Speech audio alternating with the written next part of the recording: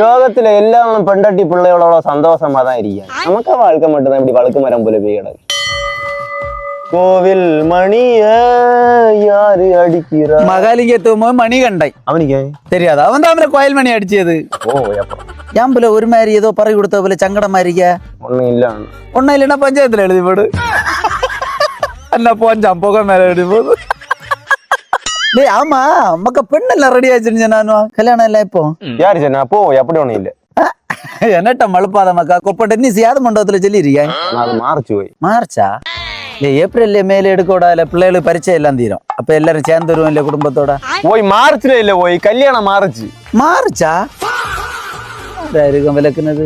A few moments later. விடல மக்கா இதுக்கு போய் இப்படி ஒரு மாதிரி இருக்க. ஒரு பெண்ணு போன உலகத்துல வேற பெண்ணா இல்ல. ஒரு மாதிரி இருக்குன்னா நான் இதுக்கு முன்னுக்கு இது போல இருந்து நீ பாத்துருக்கியா? நான் பார்த்தது இல்ல. இப்ப சென்டர் ஸ்டாண்ட் போட்டுருக்கேன். இதுக்கு முன்ன எல்லாம் சைடு ஸ்டாண்ட் போட்டாக இருப்பேன். அண்ணா எப்படி யாம்பல் இந்த பையில கல்யாணத்துக்கு வரல. உனக்கு கூட வேலை செய்து அம்புடு பயிலோட வந்திருந்து கல்யாணத்தை முடிச்சிட்டு நைட்டு பார்ட்டி எல்லாம் முடிச்சுட்டாக போனானு. நீ மட்டும் தான் இல்ல.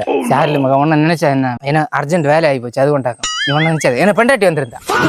சில நேரம் பொங்கி வரும் போதும் மக்கள் மனம் போலே பாடுவே